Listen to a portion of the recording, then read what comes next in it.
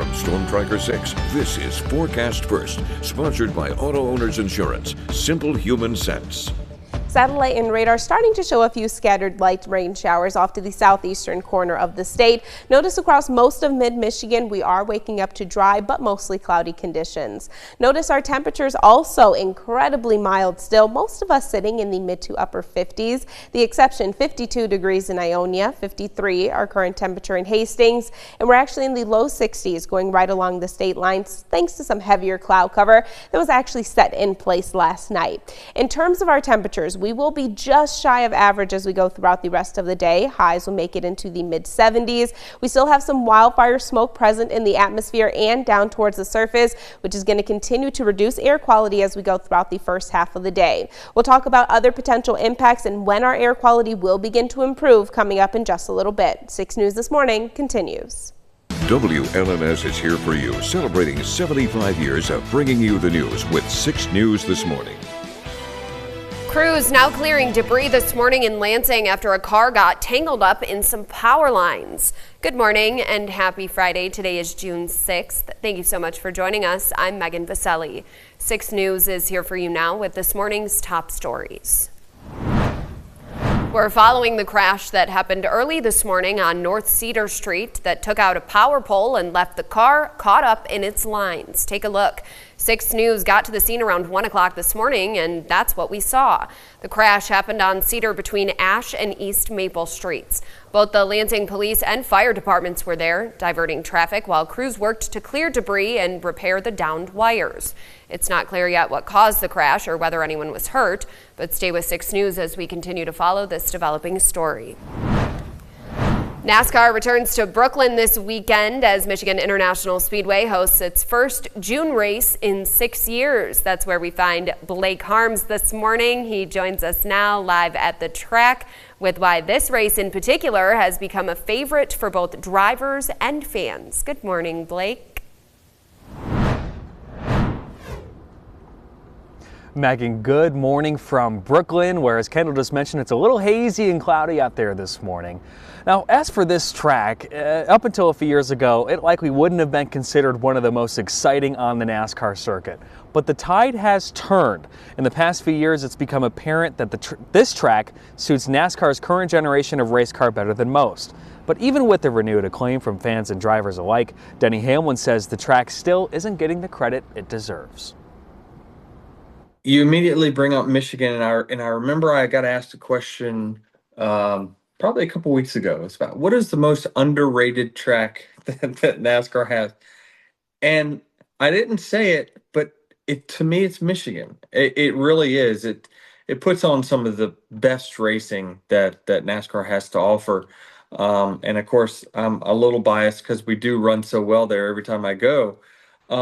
But generally speaking, you just can't get a better race. I mean, the cars, while the track is big, the cars stay close together. There's huge drafting opportunities down those straightaways. The track is smooth. It's got multiple lanes that you can race in. So it's just all good things. All good things indeed, and the fans agree, selling out the infield camping for another year. Right behind me, you can see the infield is just packed with campers. And the grandstands are going to be full too. Those fans will be watching Denny compete against 35 other drivers. That race set to begin Sunday at 2 p.m. Here for you at the Michigan International Speedway this morning, I'm Blake Harms. Back to you, Megan. Blake, nice to see you. Thank you for that live report.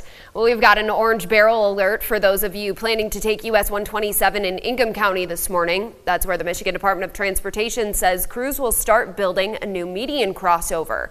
That means I-27 South will be down to just one lane. US 127 South will be down to just one lane from Forest Road to Jolly Road. MDOT says the project is part of a $205 million investment to rebuild US 127 I-496 from I-96 to 496. It's meant to improve safety and mobility in the area.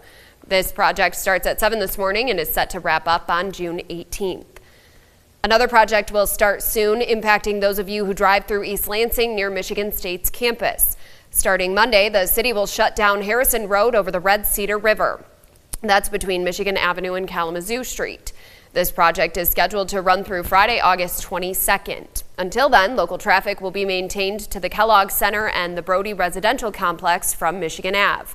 Plus, there will be a pedestrian detour available through the Kellogg Center's property. We have an update this morning on Thor, the Michigan State Police canine who was rushed to the vet last month after accidentally ingesting poison.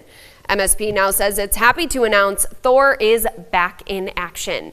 They made the announcement on social media saying Thor is serving the community once again with his handler. Thor accidentally ingested suspected poison on May 30th after helping state police with a breaking and entering call. He was taken to an emergency veterinarian before being transported to the MSU Veterinary Clinic. More than 1,000 people will head to Uncle John's Cider Mill in St. John's tomorrow morning for its hard cider run. 6 News morning reporter Zoe Hewitt is here for you live in the studio with what runners can expect. Good morning, Zoe. Well, good morning, Megan. You know, I was at Uncle John's Cider Mill earlier to find out more about the hard cider run that's coming up tomorrow. Starting at 9 a.m., waves of participants will be off on a 3.1-mile path through the property. However, this isn't a race with a first-place finish. Everyone will be chipped so they can track their own times and compete against themselves or the friends they've come with. What's really cool about this race as well as our fall race is that we are open to all runners, walkers, joggers, basically any ability and any age. So we do have a lot of runners that start at the beginning of the race, and then we have walkers that kind of follow the pack at the end of the race. I'd be the end of the race. Anyone 21 and older will get some hard cider at the end, along with a keepsake cup, medal, and other goodies. You can sign up in advance or day of, though you will be asked to complete the registration process on your phone in person if you haven't already. Here for you in studio, Zoe Hewitt with 6 News this morning. From Storm Tracker 6, this is Weather on the Sixes, sponsored by Auto Owners Insurance. Simple human sense. And the good news is we have some really nice dry conditions in the forecast for that race, and some really nice temperatures will be in place across the area by tomorrow morning as well. Notice on satellite and radar we're in a very similar situation even this morning. We have mostly cloudy conditions across our area, a couple of isolated sprinkles trying to develop just to the south of the state line. That activity going to linger across mid-Michigan as we go throughout the rest of the day. No widespread precipitation in the forecast, but still 10 to 20% chance that we sneak in a stray or isolated sprinkle. Temperature-wise, currently at 55 degrees here in the city of Lansing. We're at 56 up in St. John's and Mason. 61 degrees our current temperature in Hillsdale and Coldwater. We warm up to a high in the mid-70s across the area today. We'll have some very hazy conditions in place across mid-Michigan, and then we'll bounce in between partly to mostly cloudy skies in the second half of our Friday. In time for tomorrow, not only do we have that race that Zoe was talking about earlier, we also have Funk Fest going on here in the city of Lansing. Notice mostly cloudy to partly cloudy conditions in place throughout the duration of that event. Temperatures also consistently going to be staying in the 70s. So overall, it is going to feel absolutely perfect for the next few days. Yeah, we love that. We've been getting lucky with the weekends. The rain's been hitting us during the week, so I'm not complaining today. Yeah, we do have one chance for a few scattered showers on Sunday, but even then, not a washout. All right, Kendall, thank you.